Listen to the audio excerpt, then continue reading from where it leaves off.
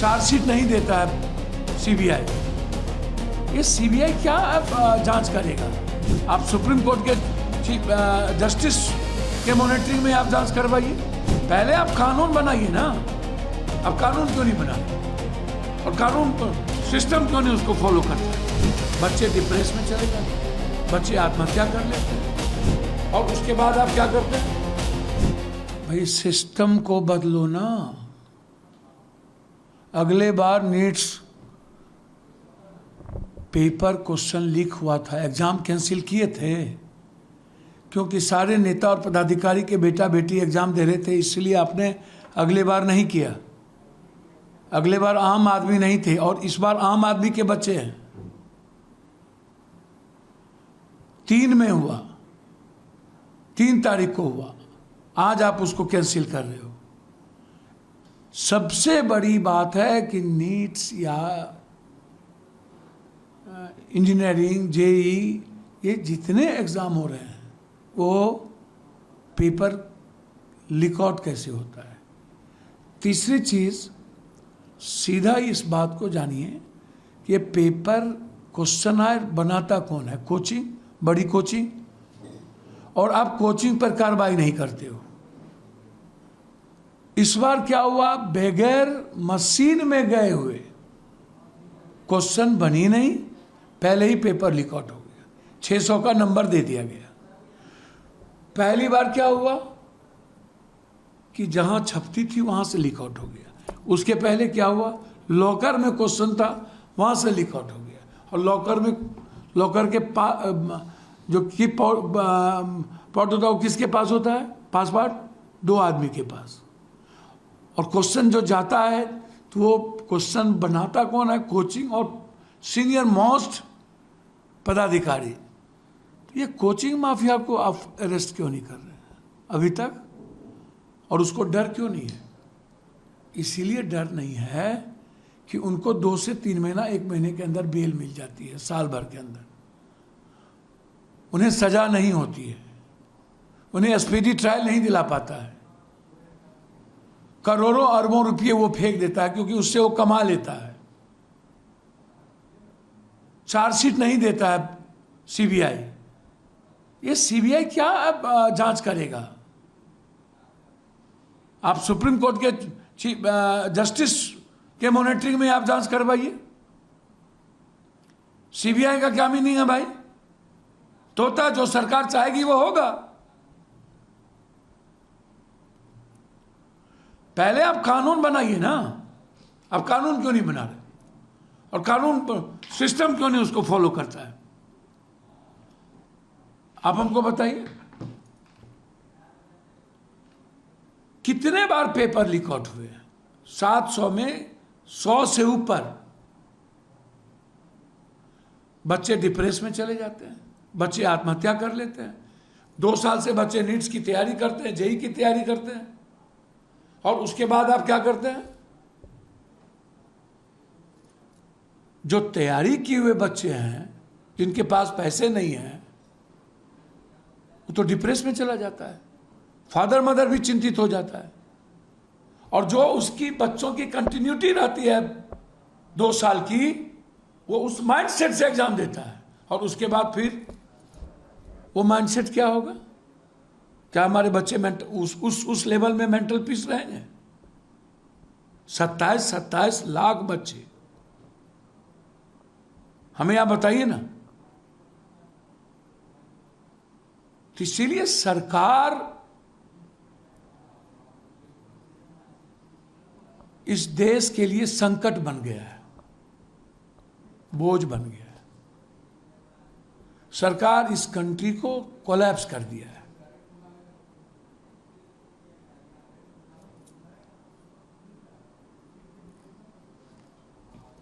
Note से लेकर, रुपये की वैल्यू से लेकर, डॉलर, शेयर मार्केट से लेकर,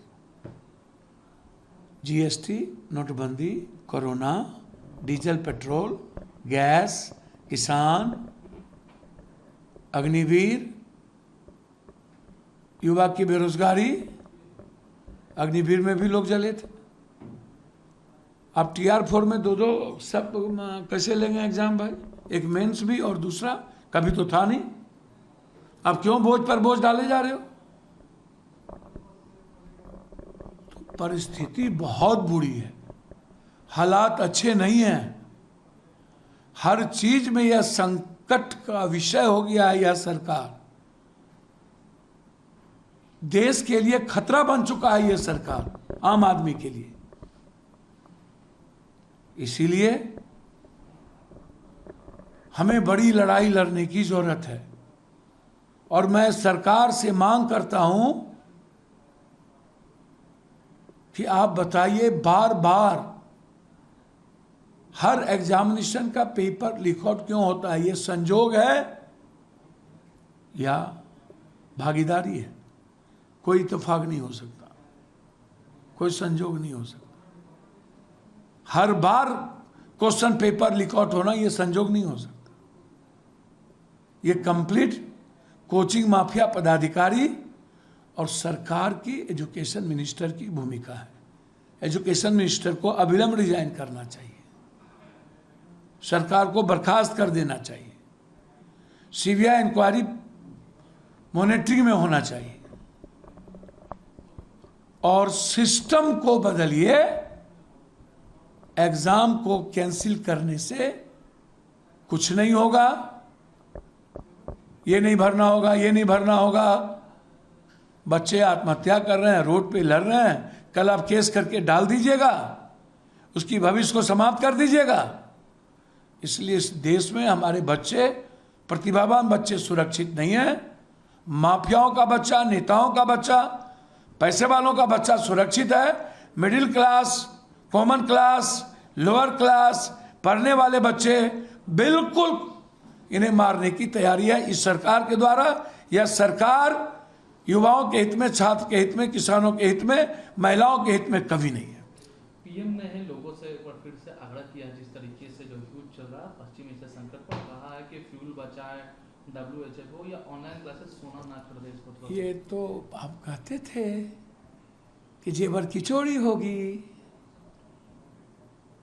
आप तो अगले बार बोले थे कि आपका मंगलसूत्र, अब तो मंगलसूत्र के बगैर हमको शादी करना पड़ेगा। सारा सराफा वाला, पहले तो आपने गैस में हम लोग को रोड पे खड़ा कर दिया, अगले बार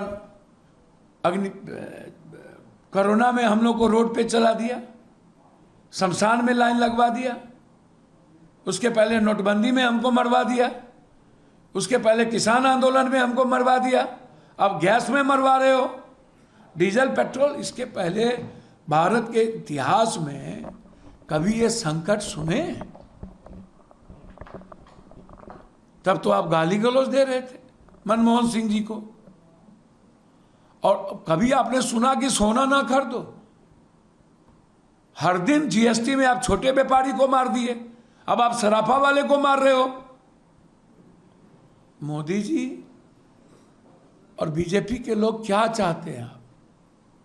आप कह रहे हो गाड़ी ना चलाओ, आप बंद कर दो सारे नेता लोग गाड़ी, सारी कमेटी का टूर बंद कर दो, लोकसभा विधानसभा बंद कर दो, डिजिटल रैली करो और लोगों से बात करो, घूमना बंद करो। मतलब मिडिल क्लास ना चलाए, किसान ना चलाए, लोअर क्लास ना चलाए, छोटा व्यापारी ना चलाए, नेता लोगों की जेट लगे रहे, हम लोग मजे में डीजल चलाएं। बारे भाई, तो अघोषित इमरजेंसी है। तो पहले नेता और पदाधिकारी और उनके बाल बच्चे, परिवार को तो रोकिए। जो एक नेता के घर में 10-10 गाड़ी है, सारी चीज पब्लिक पर ही, सारा चीज व्यापारी पर ही, ये कब तक पब्लिक को आप मारोगे? ये प्रधानमंत्री जी का अघोषित कर्फ्यू है जो सही नहीं है। अरविंद केजरीवाल ने कहा है कि आर्थिक आपातकाल का संकेत है। भैया, आर्थिक आपातकाल तो 12 सालों से है। GST, नोटबंदी, कोरोना, हमारी इकोनॉमी हमारा रुपया, हमारा डॉलर, हमारा शेयर मार्केट, हमारी वैल्यू, ये तो 12 सालों से लगातार आर्थिक, कितने कर्जदार हम हो चुके हैं पता है आपको? विश्व बैंक से खत्म हो गए हैं।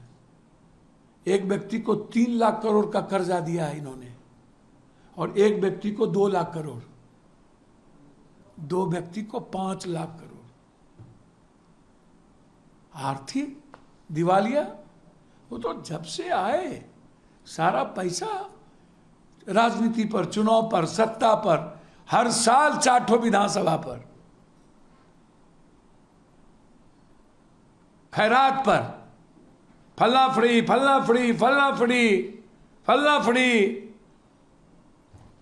सारा लूटो, आओ माल, एडवर्टाइजमेंट पर, व्यक्ति पर, प्लेन पर, विदेश यात्रा पर, वोट बदलने पर। तो आर्थिक दिवालियापन, कंगाली तो भारत हो ही गई है। भारत की जनता लड़ना ही नहीं चाहती। बंगाल के जो मुख्य चुनाव अधिकारी थे मनोज अरोड़ा, उनको मुख्य सचिव भी। तो भैया यही तो बीजेपी का कैरेक्टर तो यही है ना भाई, यही सब तो गिफ्ट मिल ही रहा है। अभी जो मरवाया शिवेंदु अधिकारी जी के 55 आदमी को मारा, इत्तेफाक थोड़ी है, मरवाया गया। बीजेपी के नेता है वो जो अरेस्ट हुए हैं, जो मारा है। तो इस चरित्र तो बीजेपी का ही है, दूसरे का नहीं हो सकता। बिहार के लॉ एंड ऑर्डर को कैसे? हर कोई लॉ एंड ऑर्डर है बिहार में, कोई इकबाल है, डेली मारो, डेली काटो, हॉस्टल ढुक जाओ। अभी हॉस्टल में हम गए थे अभी, वहां जाकर के जेंट्स ढुक जाओ, बच्ची तबाह है, डेली मर्डर हो रहा है। पटना में आधा दर्जन बच्चियों का बलात्कार, पालीगंज में 6 छोटे मासूम बच्ची का बलात्कार, यहां बलात्कार करके फेंक दिया। क्या हुआ? चले गए गंगा में, माला पीन ली। अभी इन्हीं के यहां बीपुर में मोदी को गोली मार दिया एक क्रिमिनल ने, शैलेंद्र जी मिनिस्टर के यहां, गुलो बाबू के यहां। एक बनिया को सिर्फ दारू के पैसे नहीं देने के लिए सीधा ठाए। क्या बोलते हो लॉ एंड ऑर्डर? तो ऐसी ऐसी बातें करते हैं। लॉ एंड ऑर्डर इनका सिर्फ विपक्ष के लिए है। इनका क्या लॉ एंड ऑर्डर है भाई? कोई इकबाल नहीं है, कोई डर नहीं है, बच्ची सुरक्षित नहीं। आप बच्ची को मार दो, कह दो प्रेम प्रसंग, 70% तो केस दर्ज नहीं होता है बच्ची के मामले में। तो ये लॉ एंड ऑर्डर और कानून अब तो हद हो गया। किस तरीके से मुजफ्फरपुर के बीजेपी के विधायक ने जो किया, वीडियो वायरल हुआ, उसको कैसे लगता है? क्या है? बीजेपी के विधायक ने जिससे कैसे मारपीट करते हैं? भैया कौन मारपीट नहीं कर रहा है? कौन राइफल लेके नहीं चल रहा है? बाबा भी बाउंसर, डॉक्टर भी बाउंसर, कोचिंग माफिया भी बाउंसर। काहे का बाउंसर? हमको सब सुरक्षा हटा लिया, हम तो एक भी, हमारे पास राइफल और हम बाउंसर नहीं है। हम तो जिंदगी में कभी नहीं रखे। डॉक्टर को बाउंसर की क्या जरूरत? मारपीट, रोपिएगा बबूल, खाइएगा खजूर, तो सबका सब लोग मार रहे हैं। अब इनके मंत्री कहते हैं डांस नहीं करो, गाने भलगर नहीं गाने देंगे, केस कर देंगे। तो अरे पगला आदमी, तो केस कीजिए ना पवन सिंह पर, निरुआ जी पर, खेसारी जी पर, अक्षरा जी पर। जो लोग आप बॉम्बे में आप सेंसर बोर्ड से आप गाना भरते हो, आपको तो कुछ ज्ञान ही नहीं है।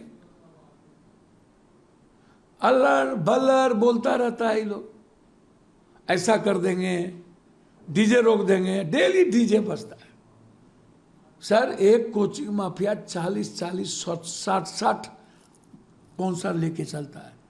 एक डॉक्टर 10-10 बाउंसर लेके चलता है। एक बाबा 50-50 बाउंसर लेके चलता है।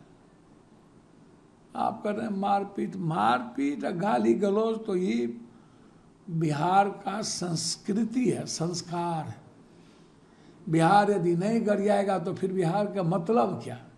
बिहार नहीं लूटेगा तो फिर बिहार का मतलब क्या? बिहार का मतलब ही है लूटो, गाली दो। भला आदमी यदि कोई नहीं गाली देता है तो गंदा पी लिया। यदि निशांत गाली नहीं दे रहा है और नहीं लूट रहा है, विनम्र सरल है तो गांजा पी लिया। शीशे के घर में पप्पू यादव बैठल है, हम पत्थर फेंक रहे हैं। कौन दारू नहीं पी रहा है? कौन एमएलए एमपी मंत्री संतरी नेता दारू नहीं पी रहा है? आप दारू पिए रहे हो, सब कर्म करिए रहे हो सब, तो आप काहे का अब कौन, अब जब मन आता है राजनीति में यही सब चलता है, तो ये सब बंद करिए। ये अब मुद्दा नहीं है। भ्रष्टाचारवाद, परिवारवाद, सेक्सवाद, दारूवाद, नाचवाद, राइफलवाद, बाउंसरवाद, ये सब कोई मुद्दा ही नहीं अब राजनीति में। जात होना चाहिए, और 60 बाउंसर है तो 100 होना चाहिए।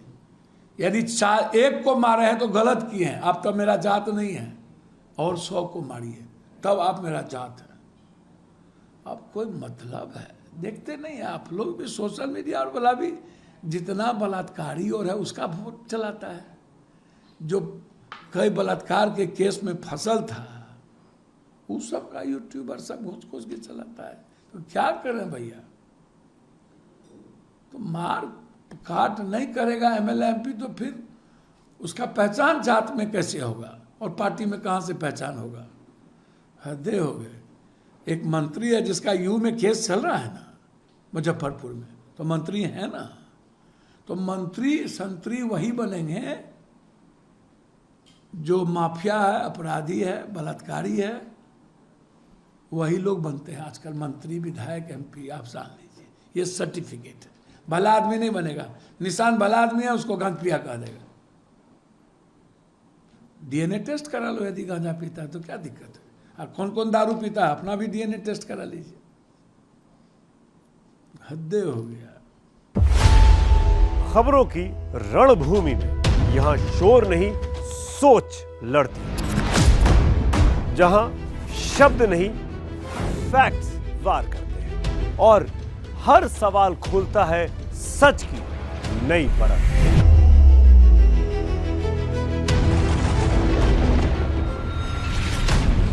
चक्रव्यूह आपके अपने सुमित अवस्थी के साथ सोमवार से शुक्रवार शाम 6:57 पर टाइम्स नाउ नव भारत पर।